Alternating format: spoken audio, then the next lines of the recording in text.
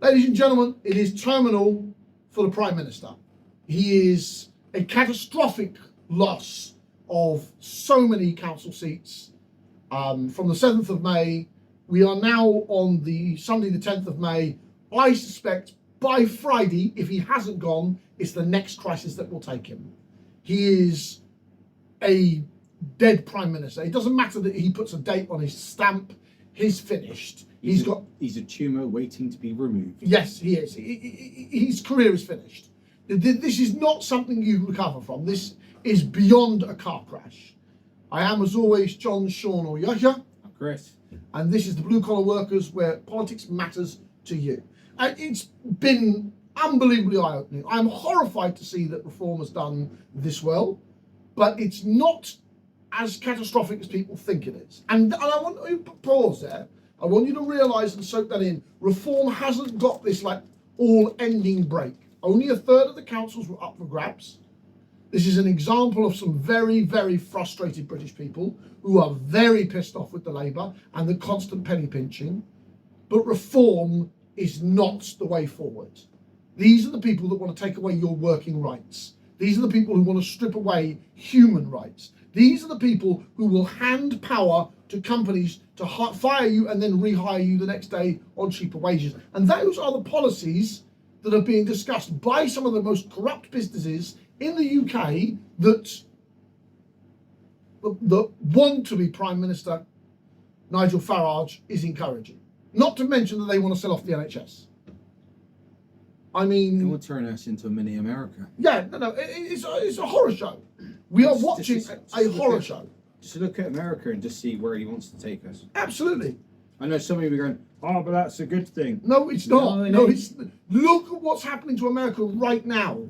Just look at their private healthcare system, and then you can see the absolute atrocities that would happen if it comes here. And the scary thing is, the losses aren't as heavy in the Conservative as people thought they were. It's groundbreaking across Labour. Labour has a terminal cancer, and Reform is eating them. Starmer is the cause, and much of his cabinet, and all of it needs to be gone.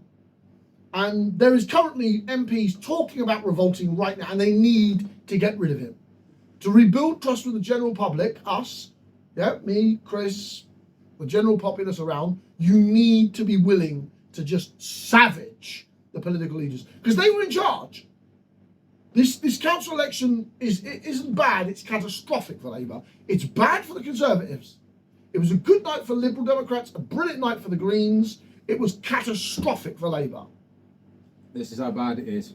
A Labour MP called Catherine West, which ain't really one that's been mentioned, has directly come forward to say that it needs to be challenged, it needs to go, it needs to change. Or she's going to kick off a challenge by Monday. Yeah. Let's see what the other people need to do it, or she'll start it herself. And it won't be hard for her to get the 80 names needed to trigger. No, there's easily 80 names. There's got to be 80 names just on the left side of the party that want rid of him. Because across Britain, Reform is eating, absolutely devouring Labour as a party. Because Labour has abandoned the working people for the middle class, and it is absolutely reverberating with them. I cannot stress how dangerous this is, because Reform is a multi-step backward, not a step forward. If you put Nigel Farage in power, Britain, you will do a lot of self-harm. And it fucking boggles me, a working man, that you would do this. And you're eating those fucking M&Ms in front of me, aren't you, you cunt? Well, you can't eat them, so I've got to eat the packet. You know, newsflash from the Irishman. Unfortunately, the doctor's putting me on a very, very strict diet, and he's eating my favourite fucking sweets in front of me. The bastard. I got him his favourite sweets only for him to tell me he couldn't eat them. Fuck it. Just nah. I mean, Labour doesn't protect voters anymore. They're not protecting the working people. They've had so many stealth attacks with so much of a freeze on our income that desperation is having them turn to the pantomime fucking villain that is Nigel Farage. Literally, he's like the cunning fox of the University of Foxes. And cunning, he really is. Do you know one of the things they turned around and said to give us a tax break on our households? Well, to do? Because they said they'll raise the tax bracket to 20,000 a year before you get charged tax. If you rent out your room to a complete stranger, if you have a spare one within your house, and I'm just like, what the fuck? Why the fuck would I let some random stranger in my house? It's mad. This isn't just about one election, mind you. This is about the traditional Labour areas that are shifting under an earthquake reality. Because this isn't as much a move on the Conservative heartland. This isn't as damaging to conservatism as people thought it was. Kemi Badenoch has had a much better night than the Prime Minister. And don't get me wrong, she's lost. She's made losses. There's been losses in the Conservative belt. But it's nowhere near the kind of catastrophic losses. She's retained some, right? Yeah, that's the point. She's lost parts in her Essex heartland, obviously, but I don't think I think that they're taking that far too seriously, in my opinion. The thing that's concerning me the most when I'm looking at these lovely results is there is a rather large majority which have no party for overall control. This is it, and again, that's another important thing. The councils have fallen to no control.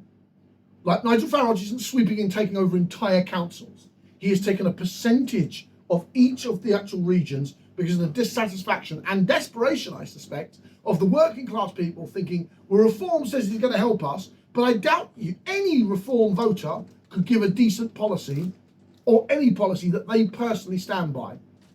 Honestly, it seems to me, going by the lovely map of results, reform are mostly in the east, towards the north of London / Essex area, and a small amount up north.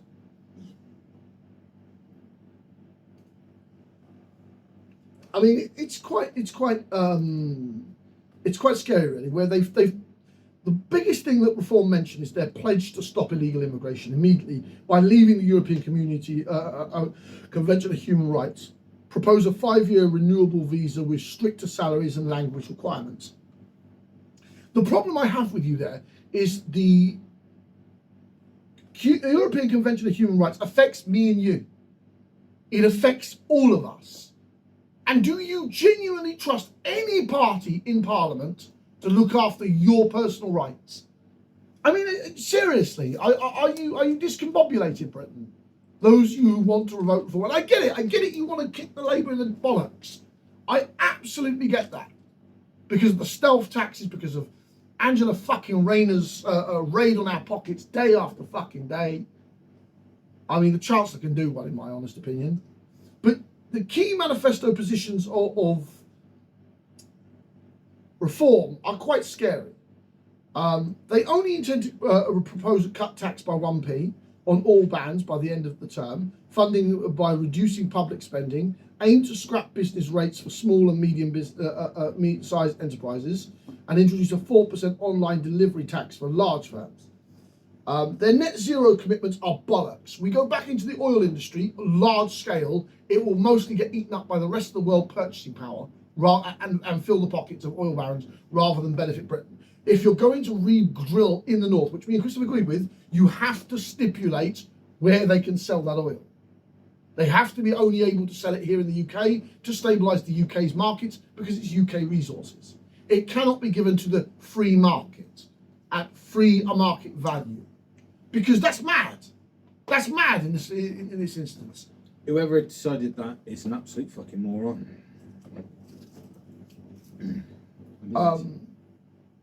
Nigel Farage has regularly stated that he wants to sell the NHS. Regularly, absolutely regularly. And I think we need to be very, very clear that he intends that he would prefer an insurance-based marketed system for our healthcare. He's out of his fucking mind. We do that, we break the NHS. And the NHS is badly damaged because the Tories have been selling off bits and pieces of it for years. And Labour has refused to reverse this. And that's one of those things that Labour could do that could improve waiting times, health services, restrict the corporate ability to interfere with our NHS, and tell the bond market to fuck off. I mean, genuinely tell the bond market to fuck off.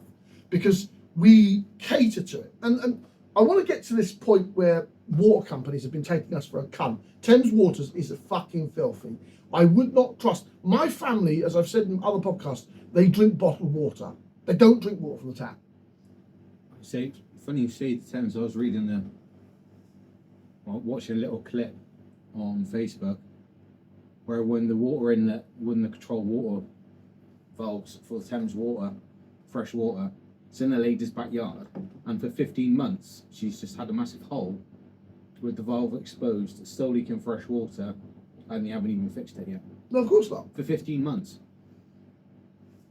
The problem being is that Nigel Farage is so friendly with multi-billionaires, multi-corporations, institutions. I mean, the man got given a £5 million fucking gift. £5 million gift from a multi-billionaire, and we don't know what it was. You can't say it's just security. I don't buy that. I don't buy that someone's done this for free. Have 5 million for your security. No strings attached, darling. No strings attached. These are billionaires. They're greedy motherfuckers. I don't buy that. It's just Nigel Farage can't be honest if it jumps up and bit him. And yes, I'm attacking him because Britain, you are on course for the prospects this man could become our Prime Minister. You're damn right I'm attacking him. He's like a fucking malignant cancer that's about to try and eat my country. Yeah, I've got a problem with that. He's the next one to be removed. Because Starmer's literally, he's dead. He's dead walking. There's no way Starmer can recover from this, politically speaking. If he doesn't hand in his notice, he will be fired. His party's going to have to get rid of him. They're genuinely going to have to get rid of him. I don't see Starmer surviving the next. It's under serious threat. There's unquestionable that it's under serious threat. I don't even think he'll make the end of the week. If by some fucking miracle he makes the end of the week, he won't make the next crisis. And the Peter Madison problem has not gone away. Yeah? The scandal of Peter Madison and the McSweeney and everything attached to it is still lingering. Lingering like a bad fucking smell. Then there's catastrophe of the local elections. It was the most brutal threat I've ever seen. I don't understand how he's still in his office now. I don't either. See, in fact, he knew he was already on tippy toes. There's obviously the Madison scandal and the fact that everything that he promised to actually sort out, he hasn't fulfilled once yet. No, of course not. If anything, he's backtracked and just dumped those policies that got him into power. And is trying to initiate, and even more dissatisfaction of the Digital Identification Act that he's trying to bloody put into place. I mean, within the party, there's feverish private discussions about Sir Keir Starmer's future, with some anticipating a move from one of the challengers in the coming days. One veteran Labour figure put it bluntly, basically nobody beats Andrew Burnham, so if you want anyone other than Andy, you need this to happen sooner rather than later. Others are desperate for their colleagues to calm down.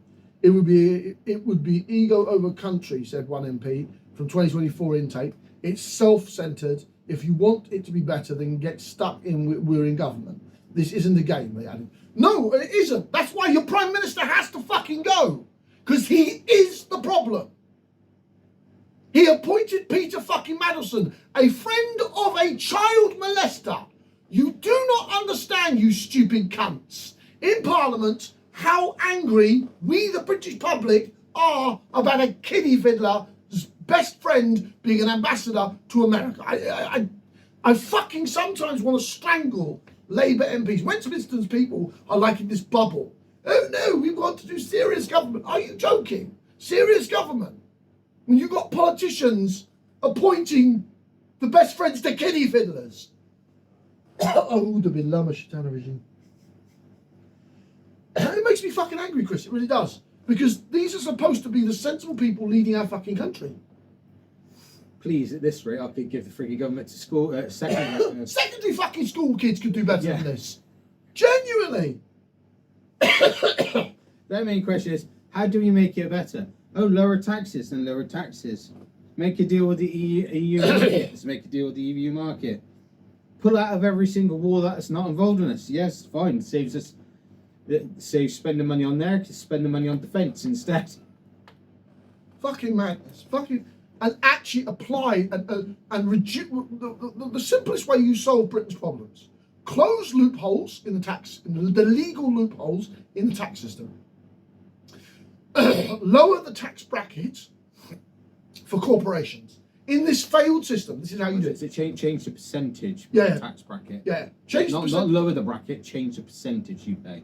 Yeah. Change the percentage that you pay in the upper bracket. To a lower amount. To a lower amount. The system needs tweaking if you're prepared to keep this system. And close the lawful loopholes for people like Amazon, who are never going to leave the UK. McDonald's, who makes billions in the UK. Their corporate tax is a joke. It's a fucking joke. Because they set their headquarters in fucking Ireland. Guarantee you, the moment you sort the corporate tax out with no legal loopholes and actually start making them pay money into the tax system, oh, hang on, roads are fixed, money for the NHS, this sorted, that Defence sorted, paid for. Defence paid for, the school system improved. And yet, no one, apparently, because they don't want to spook the bond market. Fuck the bond market! America is going up in flames! Who the fuck gives a shit about the bond market in this time period? The only thing that the fucking politicians should be worrying about is me as acting as the Briton, voting fucking Nigel Farage into power. Oh, I'm gonna get a fucking aneurysm just thinking about that. We won't know, well, if he somehow manages to get into power, you think it's bad at the moment? Fucked. So fucked. Nothing compared to what will happen. Scotland will leave. Yeah. And I might drag this cunt north for the border so we can get the fuck out of Dodge. Because in England, if you're going to do such a self-wound, such a horrific self-wound... If reform takes control, and obviously Scotland leaves... Or is heading that way to leave. Yeah, I know they've wanted to leave for ages, but obviously some deal's been struck and they've stayed, or most of the Scottish people go, no, we don't want to leave, because in fact they're in a shit show at the moment. But the further Farage comes in, and Scotland's gone. Scotland's gone. And that's where the last of Britain's resources are. Yeah. So I'll go up to fucking Scotland. I don't care, because I know for a fact, for one, it's cheaper fucking living up there. It is. And like one of the key reasons we're still here is we've got connections and family and I drag my freaking family with me. I don't care. It comes to the conclusion that we sensible centralistic Britons need to realise that if this carries on, Scotland and Wales will leave. England will break the union if it puts someone like Nigel Farage in power.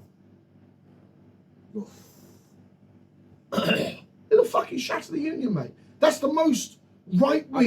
I can see Farage being a dickhead, say if you don't rejoin, we're going to war. Europe would never let him. Europe would like... No, it's been like civil war. Yeah, the French and the French and Germans would say something. Farage can't alienate them because it'll alienate the billionaire businesses. Do you know what I'm saying? France and Germany only have to even whisper the idea of an embargo to Britain or to England, their remains, and the corporate world will buckle. Farage does not have a backbone to make a threat like that. He's stupid enough to make a threat like that. Yeah, but he doesn't have the backbone to back it up. And the British Armed Forces is in no shape to make those. And I don't think that the English fucking soldiers would attack Welsh and Scottish guards. No, it'd be a revolt. It'd just backlog on him. I don't think if we came down that nightmarish route that Scotland seceded without permission from London, Wales followed, Northern Ireland returned to Dublin, that Farage calls on the military might just say, fuck off, or no, we're removing you because you're a danger to European security. Because I do genuinely believe the British generals are far smarter than Nigel Farage. Yeah, they would remove him. It might cost them their jobs, but I'm sure that there are a few honourable fucking generals. To be quite honest, I don't think they give a shit if they cost them their jobs. Because they'd be like, now we're removing a tyrant from power, which is going to cause absolute devastation upon the UK. So if that's my job gone, then fair enough. Yeah. Because I could guarantee you the people that take over their job will still feel exactly the same fucking way.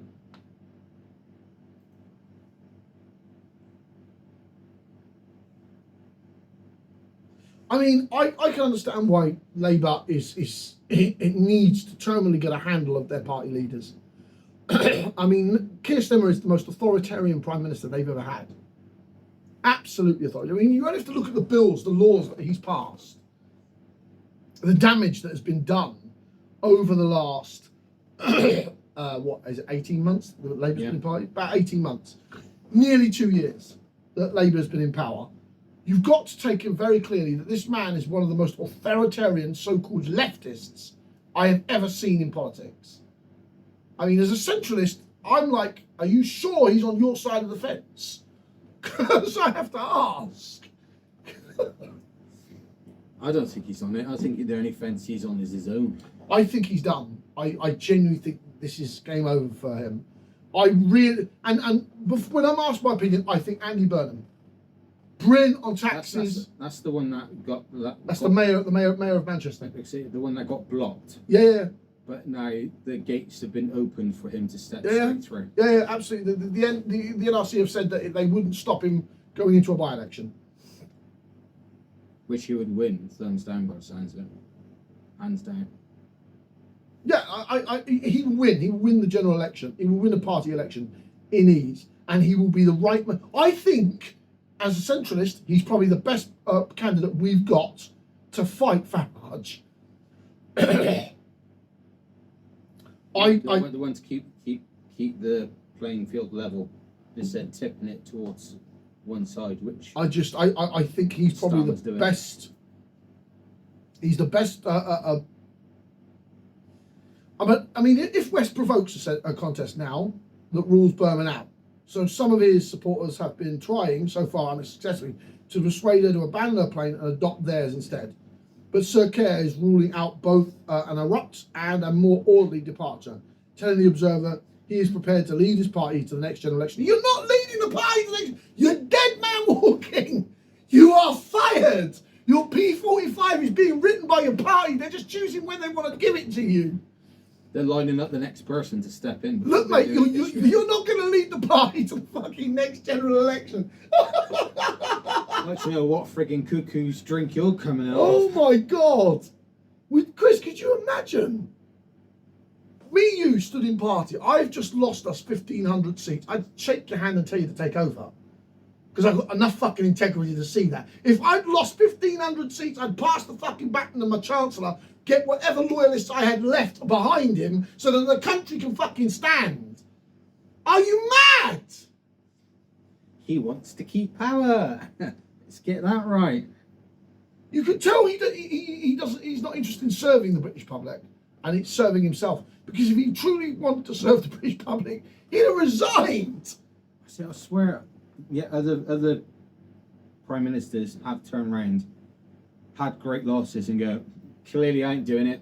Time for someone else to give it a shot. Not in recent memory. No. Now remember, they had to drag fucking Boris Johnson from office. Oh, it's going to be another one of those, isn't it? Literally, the people that are in office nowadays, they don't go quietly. There's no orderly withdrawal anymore. You know, they literally, like poor Theresa May. I thought she was a really good, stable prime minister. I know that's quite apolitical, but she was. When you look at the messes that we've been in recently, I long for the Theresa May days. And even Rishi Sunak wasn't fucking bad comparatively to the mess we're in now. He was starting to sort the shit out. He was starting to tidy up. And then unfortunately we voted him out. Yeah, we voted him out. We got Labour. We had 14 years of them at that point, right? He came too late to the pack. Yeah. That was the problem. Just imagine if we had him instead of Boris. No. Boris first, yeah. Then Liz. Before Liz Truss took over from Boris, we should have had Sunak then. Because if we'd had longer with Sunak, he could have undone the fucking damage. He could have. Sunak instead of Boris. I don't think that's possible. Boris was too. You're forgetting how incredibly popular Boris was as both London mayor. He did have a good following, didn't he? Yeah, he had a huge following. He was very popular in the early days. He had this kind of facade of a bumbling idiot, well-meaning bumbling idiot, but everyone loved him. Bumbling idiot, which got certain things right, which got him into power. Oh no, he knew how to talk. That's how I got him in power. Yeah. And then Cummings basically ran the fucking government for him. And that was the problem. Because he had no single great idea by himself. You should have Sunak instead of 𝐿𝐮𝐬𝐿𝐫𝐿𝐿. I reckon that would have worked. No, 𝐿𝐮𝐬𝐿𝐫𝐿𝐿 was the advisor. Sunak was in the cabinet.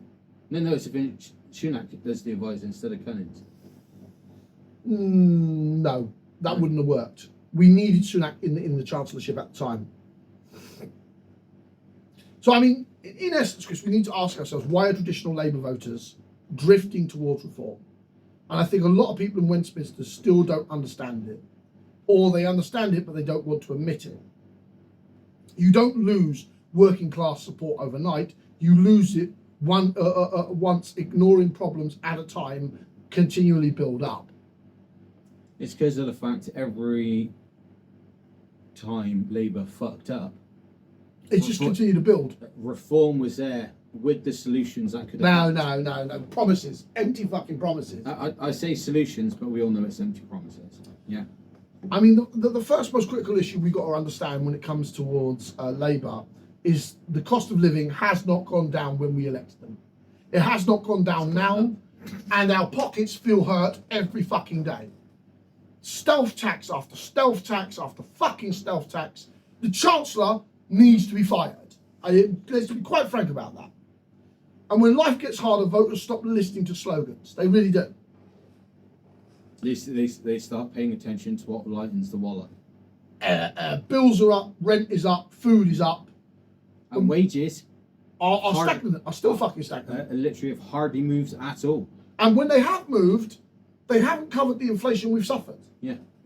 When people are struggling financially, patience disappears politically. And a lot of voters who don't feel Labour speaks with urgency anymore. There is also a representation issue as well. A good analogy I was watching the other day of obviously the cost of living going up stupidly, even though wages have gone up, but they have not gone up as fast as what inflation has. No, of course not. Because back in the day, we used to get paid what, £6-7 an hour,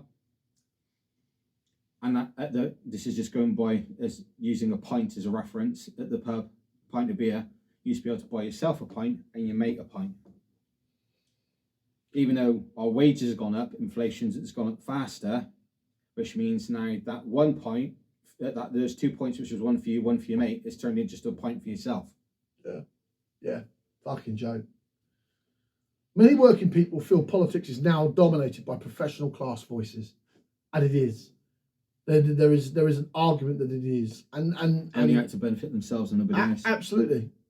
People don't just vote for policies; they vote for people who sound like they understand their life. And Nigel Farage, as a snake oil merchant, is very, very, very good at selling a fag and a pint in his hand. And that's realistically who he is. And Reform does very well, I hate having to credit them, at targeting Britain's frustrations. But I remind you, they also targeted the frustrations of the fishermen and the agricultural engineers and everyone else and the working class. You remind you that when Nigel Farage stood up for the fishermen and the fishermen's rights, he's completely ignored that recently. As he has grown, and I don't need to drag up, because I've said many, many times, where's my £365 fucking million a week, Nigel Farage, on your bus? I mean, we've said that multiple times. The fucker is a lying bastard. Nigel Farage is one of the biggest lying bastards in Parliament right now. As I call it, he pokes the wound that's pissed the country off to incite more reaction to get favour for his party. So it's no longer a position of left or right anymore. And in that regard, I do agree with the with Nigel Farage's comment about it's no longer left or right. It's whether the voters feel seen or not. And that is a dangerous position, because demigorgons like Nigel Farage can become extremely powerful. And he is a demigorgon. He's a populist. He's a disgusting populist. Nice Stranger Thing reference. It's true. When voters stop feeling representative, loyalty disappears fast. Very, very, very fast. And Reform is hoovering up these desperate voters who want change and are probably willing to inflict self-harm to try and get some change. and unseat an entire generation of career politicians. And I get it. I do get it. I get fucking frustrated with them because they're incredibly corrupt, decadent, incapable, unwilling to change. And there are certain things that are taboo, like talking about the bond market. The bond market should not in any way, shape or form be dictating how we run our internal affairs in Britain. It really shouldn't. And I get fucking irritated by that because this chasing massive investment is a problem when we should be taking our tax money and reinvesting it in us. Take our tax money and reinvest it in us. That time of thing, take care of yourself before you take care of others. Absolutely. I mean, the angry politics is Reform's biggest weapons right now isn't policy, it's frustration. The British people are very, very frustrated with the left and the right and almost all forms of the political spectrum. Yes, Greens are doing well. 𝐬𝐮𝐬𝐜𝐫𝐿 has managed to punch through the door. They're getting fed up because no one's listening and taking action to actually properly sort out the problems that we're having. Oh, absolutely. And I mean, the election, when you look at the English election counts and realise that Wales, for the first time in 100 years, is now governed by a localistical government. You know, there are political offices in Wales that haven't changed hands in 100 years. I don't know the exact details of it, but there's parts of Wales that have been Labour since their constituency existed. And now Plum Clouds took over, like just sweeping board. And I think that is quite a terrifying position to be in when you realise that the Welsh are basically doing the PC's just fucking rampaged, absolutely rampaged. Labour's lost 35 seats in the Senate. Reform gained 34 and Plum Cloud gained 20. The Conservatives are down 22. They've only got 7 left. Greens are up 2, Liberal Democrats are up 1. So across the board, the Liberal Democrats and Green have done exceptionally well. Exceptionally well. When you take into account their percentage of the actual population's voting base. But for Reform to surge like this in Wales is horrific. Absolutely horrific. And I do believe it stems now invocably at the feet of Kair Starimier. And they need to start acknowledging that. In Scotland, the SNP have just fucking run away. Run away. The SNP have done such a skilled assault at this. Reform is only up 17. They're not going.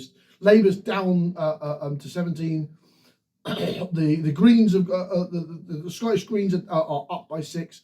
The Conservatives are down 19, and Liberal Democrats are up by 6. But the SNP has just stormed forward. The SNP's always took control, but SNP has lost 6. They have.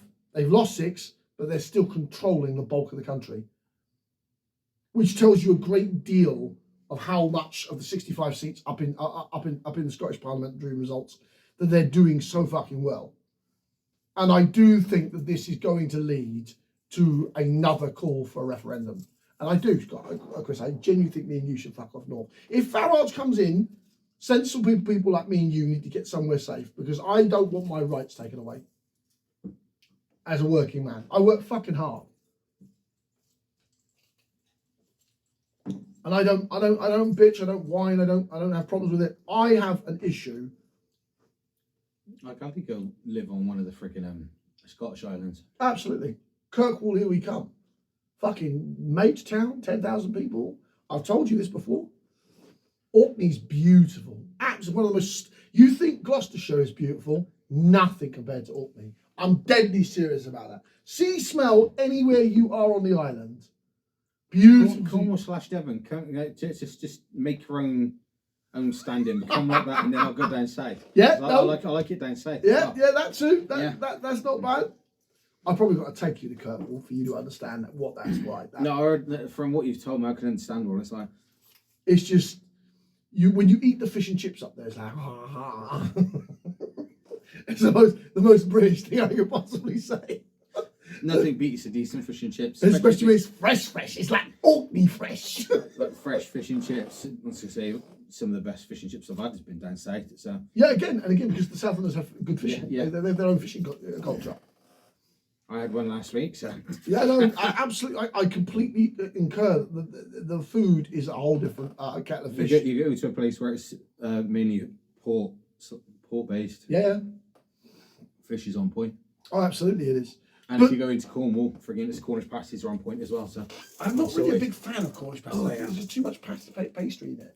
if you get as I call like a traditional proper Cornish pasty from down Cornwall, Okay. it's far better than anything that's sold anywhere else. I'll take your word for it. The politics that we are looking at is, in my humble opinion, the death knell of Nigel Farage. He's not Nigel Farage, the Prime Minister, Keir Starimier. Keir Starimier. But we must not let Farage take control. No, he takes over this country, he will ruin your country. I'm telling you that. Just by the things he has said, the lies he has told. Look at the billionaires that are in his fucking corner, for God's sake. Lib Dems, you need to step up your game. Absolutely. And the Greens. Lib Dems. Hell, from my point of view, if the Conservatives swallowed their pride, they should make a deal with every other small party to keep Farage out. As long as they make some decent policies and stick to them. It's just, I don't see Starmer surviving the week. I think his time in leadership is over. Bennock, on the other hand, is completely different because she's got no pressure. The Conservatives have suffered heavy losses in elections across the UK today, on Thursday, but with both Reform and Liberal Democrats taking voters off Kemi Bennock's party. But the damage is far less to the Conservatives than it is to Labour. As of course, it's the usual, just slight bad adjustment of the scale. Yeah. 15 to 17% of the party. Labour's just gone. Yeah, no, Labour has taken a horrific blow. But more importantly, Kemi Bennock does really well in PM questions. Have you watched a few of them? I watched. Yes, she does hammer at point because she knows the Prime Minister is very vulnerable, very weak. He is not as popular amongst his own party. And I think many MPs that are behind Bennock realise that she is probably their best chance at retaining some strength. I don't think they're going to be a regional power. I think that they have the ability to come back if they ditch their nationalistic agendas, if they start kicking to the curb the disgusting behaviour, the disgusting nationalist rhetoric. They need to lean out across the centre. Kemi Bennock is well placed to do that. I think with many of the corrupt bastards defecting to Reform, and I'm glad they've gone, to be honest. Suella Braverman is a disgusting piece of human being. I think she's one of the worst politicians we've had in modern history. The only way any party is going to take massive control now, based on the results that most councils haven't even got a party to fully lead. It's just split between all of them. It's for someone to actually put policy in place that's achievable and will make the public happy. I think you need to lower the tax on the general public. It's going to be stop this stupid taxation. Actually make it so the wages are almost on balance with inflation, like they used to be, and make some decent deals. One regarding the oil, it needs to be a British-owned oil company up in the north. No, they are, but they constantly let them sell out to the open market. It needs to be exclusively sold to just the British, and then it needs to be sold through the British market and fuck the open market. So we can control our resources for the benefit of our people. It's our resources, so we need to, as I always said from day one, look after yourself before you look after others.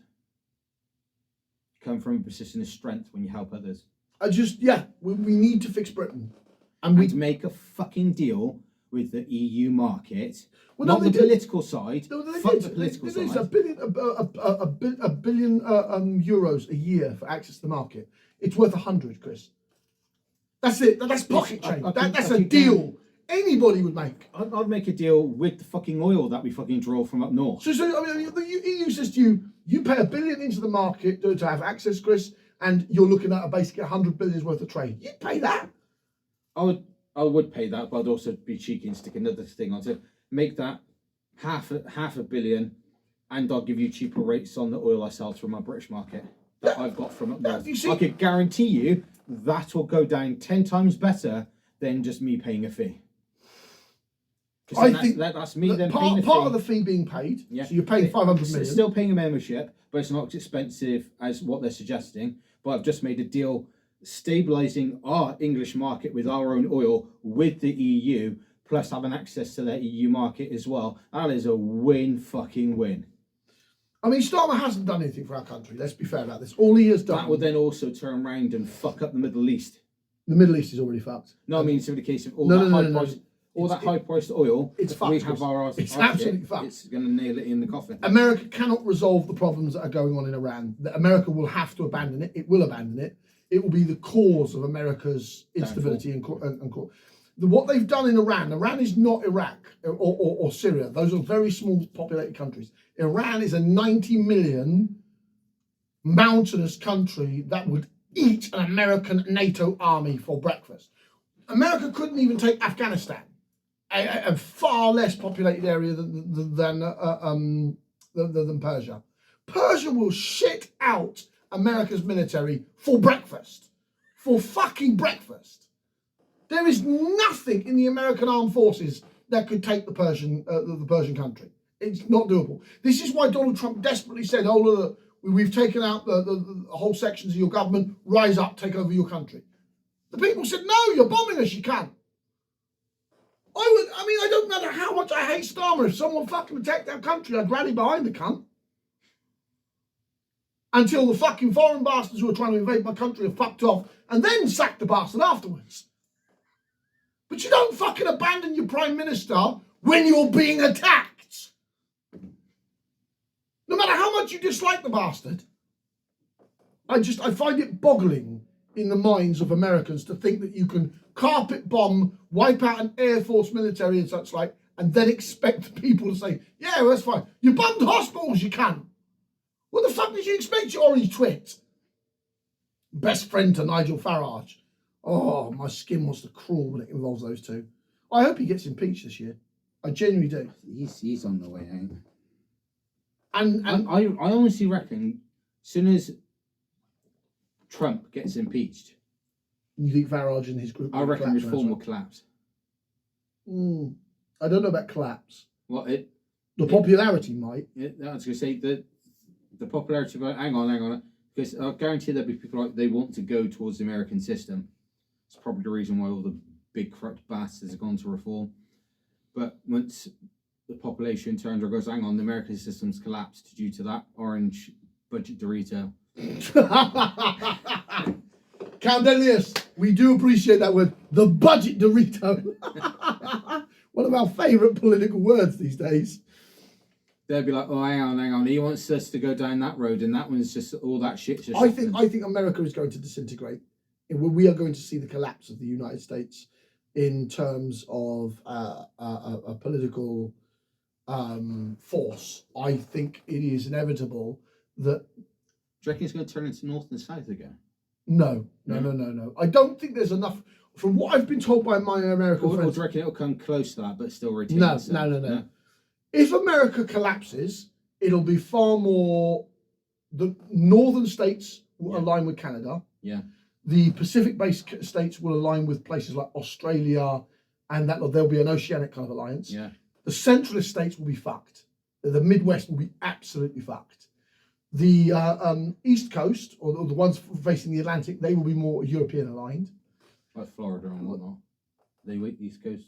I think so. Yeah. I'm not good with American geography, but basically the ones that sit on the Atlantic, they will become the tourist hotspot. They'll be more aligned. America will fragment. If America had another civil war, it would absolutely fragment, and the middle of America would horrifically suffer. And that's why American theorists don't believe that would happen, because most Americans know the Midwest they've got family in the Midwest. Both sides of the fence have family in the Midwest, so they won't do that to that level. I suspect what will happen is the states will probably reform their federal government. There will be a massive upheaval after Trump that will force reform across their entire board, modernise their constitution. There will be a retreat from world dominance. America will start looking far more inwardly. real inwardly. Israel will collapse because of it. These are predictions made by American historians. I'm going to be quite honest. I think they should do that. Israel does need to collapse. Oh no, Israel's fucked. Israel's time on this earth is dead. And there is no from my friends in the historical community, there is nobody in the American history community who believes Israel will be here by the end of 2100. At best, as they said, nuclear weapons or not, it only takes America's withdrawal and Europe's sanctions for Israel to be dead. Do you understand me? Israel, on its population, cannot sustain itself without NATO West and the Western environment, the free trade and all the agreements we have from Europe, America's arms all the time. The Middle East is hundreds of millions of human beings living in the Middle East. I think there's about 100 million of them, because there's 90 in just Persia alone. See, that Israel will have to adapt to the... No, it won't. It won't. No, it won't. It's either a case they have to adapt, which they won't. Yeah. Or they're ruined. There isn't 414 million. There's nearly 500 million Muslims in the Middle East. Actual Muslims or just 414 million Muslims in the Middle East. MENA, the Middle East and North African region. And if 8 million Jews in Israel are alone, no trade from Europe, no support from America because America is going through a collapse, there is no way they can survive. Once America's support vanishes, so the knock-on effect, Donald Trump is impeached, the Democrats have to reform the system, the Republicans resist, there's a lot of infighting going on in America, Israel cannot receive support. Europe sees this, Europe cuts all trade. Europe doesn't want to trade. The European people, and we've got Spanish prime ministers for fuck's sake, Ireland, Spain, Portugal, they're all lining up to say we don't want to do business. Germany is doing a Herculean effort just to keep normal trade relations with Israel right now. Damn. That is going to collapse once more of Europe feels less pressured by America. America back saying, most of Europe's already turned going, oh, we've had enough of you, we're not doing anything with you. All Europe has to say is we're not trading with you. And Israel's fucked. Beyond fucked. In fact, I don't even think that they could recover from that. And so, whilst America turns inwardly, as to sort themselves out. One person who is a study of political history, a friend of mine, I'm not going to mention his name online, he said to me, it only takes the Democrats to say we are going to reform this system and fuck the billionaire oligarch system, and the billionaires say, right, we're going to arm the Reds, the Texans, and that lot. We're going to say, tell you to fuck yourself. We're not having these reforms, and threaten to turn a couple of actual really redneck states renegade, and the Democrats winning the rest of America. That kind of spark, he says, is very possible. You won't see a proper civil war. You'll see the billionaires pay for militias to protect their assets and their interests, to try and stop reforms in America that would then lead to America's national army basically invading multiple states, taking out the really right-wing Americans and hanging the billionaire class. And that's basically what will happen. But that would be very messy. That would happen over multiple years. And he said, whilst that's going on, Israel's dead. He says, Israel, because the US navies will all come home. The bases will all retreat. They'll all be called home. And under that circumstances, whilst America's solving America's problems, Israel then has to answer for what it's done to the Palestinians, to the region, to the Syrians, to the Iraqians, to what they've done towards 90 fucking million Persians. Largest country in the Middle East, Persia. It's 5 in that. And there's only 8 million of them, Chris. World trying to go, that's your problem, your mess, you deal with them. Exactly, because Europe has never wanted to be in this mess. I fundamentally feel and these are American political historical analyst friends of mine who have sat there and said Israel will be dead by 2100. It'll be a history book by 2100. And some of the more pessimistic of them, and these are people who are pro-Israeli. That's the scary thing. These are still, to this day, pro-Israeli friends of mine who believe that Israel has a right to exist, that Israel is a homeland for the Jewish people, that they've got really evil leaders. You know what I'm saying? They're the people who say, Israel has some Nazi fucking evil leaders. We need to get rid of them to keep the Jewish homeland. And they have said, at our current trajectory, we do not believe Israel will survive. And these pessimists don't think it will make 2050. let alone 2,100. So within the next 25 years, Yeah. Israel gone. Yeah. They say if the American collapse accelerates, so the middle political analysts say if an accelerated American collapse happens, like we have a fragmentation of the United States, northern states fuck off to be supported by Canada, as you know, that breakup I told you, that happens at an accelerated rate. Say that happens in 6 to 8 months, that the union is dissolved because of Donald Trump. Let's say the impeachment fails, Donald Trump refuses, some military units support Donald Trump. This was one scenario that was mentioned. And that then leads to a fragmentation that the East Coast and West Coast states say, fuck you. What's left of America will become basically parts of the Midwest, because they can't operate on their own, because they're basically just farm belts and rust belts and deal with coal, and there are very few industries left there. And what's left of the West Coast America. If he could hold on to that, America would shrink to probably something like 10, 12 states. And that means that Israel will die by 2030. Shit. Yeah. Because Israel cannot survive without the West. It cannot. There is these 8 million Jews in their genocidal mentality are antagonizing 400 million Muslims. You've been smushed. No, I don't even think it would happen violently. I think what would happen is the Jewish population, who are highly intelligent, let's not kid ourselves on how intelligent they are. Let's not kid ourselves how articulated they are or how honest they are about what they're doing, because they know what they're doing is genocidal. They would pack up onto planes. They would be gone within a year. They would evacuate themselves. It'll be the ones in charge that'll be smushed. Yeah. No, because they'd be hunted down by things like the European Court. Yeah, that's what I mean by smushed. Israel would cease to function as a state within 12 to 16 months. Does that mean Gaza will fully go back into... We don't know. See, that's the problem. After that, it becomes a mess, because it then becomes regional control. Does Turkey take regional control? Does Saudi Arabia take regional control? Does Lebanon and Jordan exert authority? How much authority does Persia have at that point? You got to understand, there are so many. Russia's got bases it's still got bases in northern Syria. It's not as clear cut. What the hell is that become an absolute stupid mess? Do you remember your history classes when they were talking about the Italian city-states? Yeah. When they were always fighting each other. Yeah. That's going to be the Middle East once Israel's gone. There is going to be an equivalent of the Italian state moments, from what I've been told by a political analyst, or a regional power stamps down really hard and it all stabilizes. Turkey could do it, Iran could do it, Saudi Arabia thinks they can do it, they don't have the military. I have a distinct feeling Iran will probably do it. Not necessarily, because Iran has taken a beating recently, as you know. I mean, let's not undercut what America's done to Iran, even if America is trying to make peace with Iran now, because Trump realizes this conflict is fucking unpopular and it's costing the world economy, and that's damaging his brand. In that case, I would see it going half Turkey, half Iran. Turkey and Iran don't talk very well. They'd have to start talking. Russia could be the power broker between those two. I could see that, but I could see Putin basically pulling Turkey and because he gets on with Turkey. Yeah. He gets on with the Iranians. Like, you sit down. I drink vodka, you have coffee, we talk. That I could see. I can absolutely see, because Putin is a power broker. He's very, very good at it.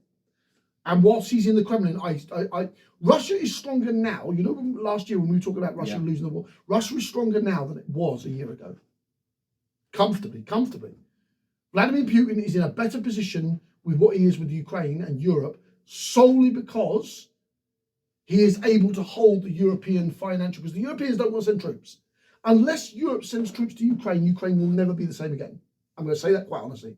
And I think that's necessary, because I genuinely think that Putin has got the stranglehold he deserves, because the Russians have been mistreated by Europe on behalf of America. What would happen to Ukraine if obviously when America decides to fuck off back home? The Americans have already done that, Chris. They've already done that. We, the Europeans, are paying for the Ukrainian war now. Britain and France, Germany, we're funding it now. The thing that me and you disagree with. We need to stop that, Bill. Absolutely, because it was 32 billion worth of arms. I'd rather have 32 fucking billion spent on. Do you know what I'm saying? Me and you were like, no. Vladimir, we wish you the absolute, Vladimir Zelensky, we wish you and your country the best. We really do. But we got to look after us first. All right, sorry. Deal's ended. Yeah, good luck. We got to go. Yeah, like I said, and the rest of Europe would have to Poland doesn't actually pay that much towards it, apparently. Even though they're next door, they're getting the rest of their European allies to help. I think they're doing logistics. I think they're doing stuff in the background which we don't see because they're right next door to Ukraine. So I think they're doing an actual proper logistical issue. If anything, before I pull out of Ukraine, I'll go to Poland, get Putin to Poland as well, or a neutral thing. Make sure they have a deal for when Putin just turns around and takes Ukraine. You see, I would make a deal with Putin to the point where it benefits Europe. I will say we will treat Ukraine. Yeah, that's something I'll turn around and go, obviously you want to take Ukraine, we're pulling out because we're not footing the bill anymore. You just seize control non-violently. Make sure that you honour our European border. We make trade deal with you. You're good to go.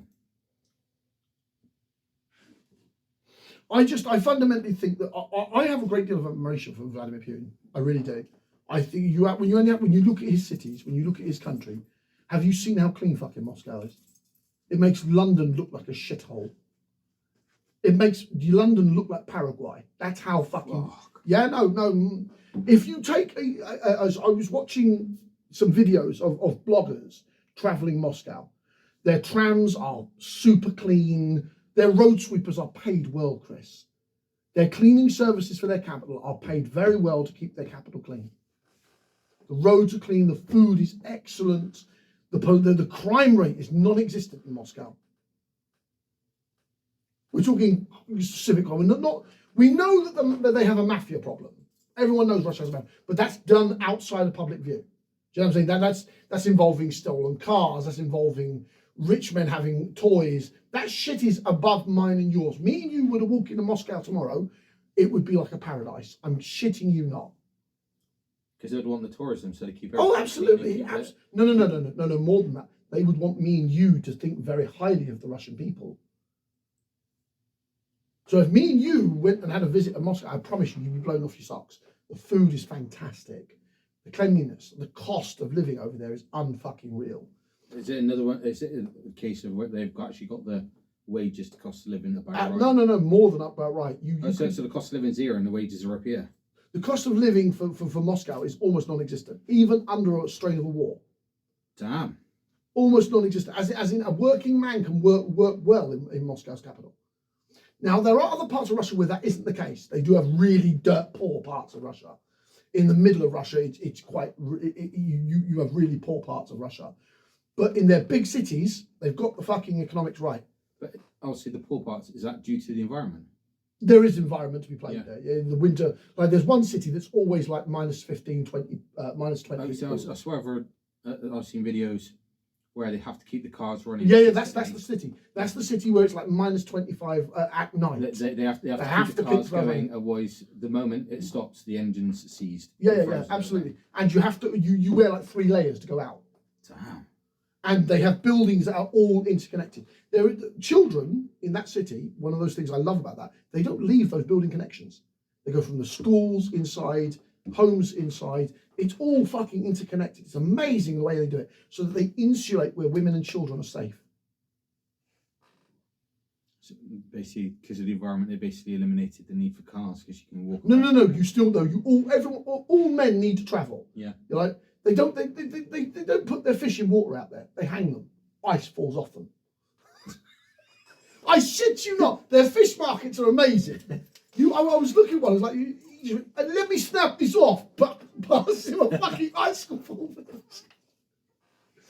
Meat is a massive product over there. Like fresh vegetables are almost non-existent.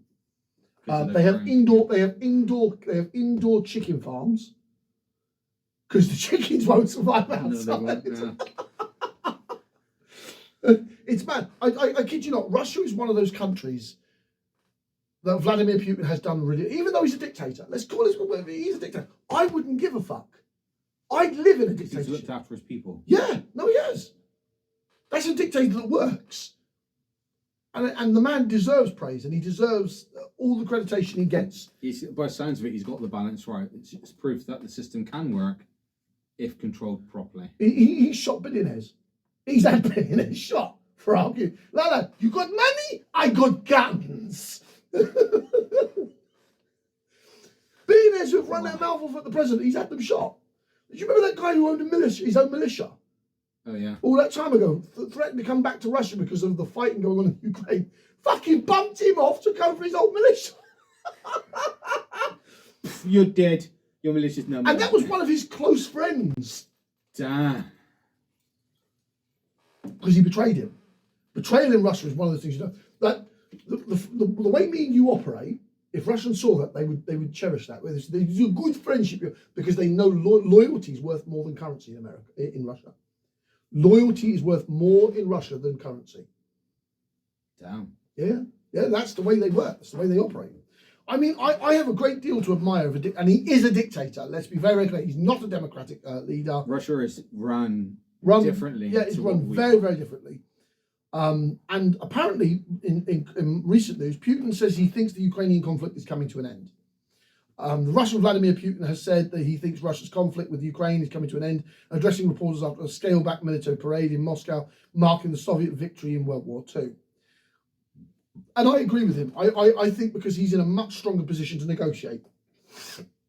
And though he may condemn Zelensky's control over Kiev and so much of the country, I don't think he has the military means to take Ukraine. He doesn't.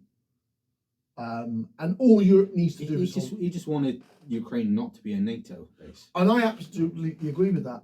I do. I don't think there's... You don't roll up on a fucking power like Russia's border and then expect no response. I don't get why nobody thought, well... Because the CIA are blind and America thinks it's invincible and the world's greatest unipower. And now look at it now. It's in freefall. It's in absolute freefall. The country... America is the classic case of their ego got too big. Yeah, all empires do that, Chris. All empires. The British Empire did that. We didn't think we'd collapse in the 1950s. We did. And we fell back very, very quickly. Suez Canal, do you remember the history about that? Where France and Britain tried to intimidate Egypt and America went, no. And both of them went, okay. Literally, they were going to bully Egypt into a trade deal and America went, no, behave. Cousins, behave. America stepped in and Egypt remembers this very, very clearly. And that showed that that Britain and France weren't the power they used to be before the Second World War. And the fundamentals of how politics is run is going to gradually and irrevocably shift. And I think this is a positive thing.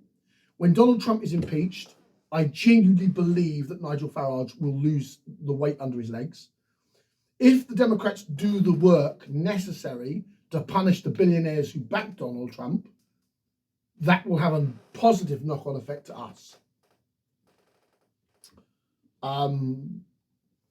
I think, as a wrap-up, the end of our election of 2026, we will see Starmer leaving office within, what would you say, Chris, 2 weeks? If he hasn't gone in 2 weeks, I don't know how the fuck he's pulled that. No. I think he has the ability to survive 2 weeks. If he survives 2 weeks, it's the next crisis. And there will be a next crisis. Because... the next crisis will be, why the fuck hasn't he resigned? Keir Starmer is a magnet for crisis. He brings them in constantly, time and time again. It's like he's a walking fucking wound in our nation. It's literally come to the point where Labour has tried doing something against the public objection. Well, it's the constant taxes. Yeah. It's the constant taxes, and that's what's damaged us. I think it's a nice, lovely demonstration of what happens if you don't uphold your policies that you set out. That motherfucker! Like every political party abandons their policies. I don't think how my country can actually trust these people these days. Anyway, we've come to the end of our analysis of the election of 2026 council and the bloodletting that has happened to Keir Starmer's government. I don't think he will make the next 2 weeks. I hope he's gone next week, honestly. But as always, I'm John, Sean, or Yasha, depends on who you're asking. I'm Chris, hope you have a smashing day. Assalamu alaikum wa rahmatullahi wa barakatuh.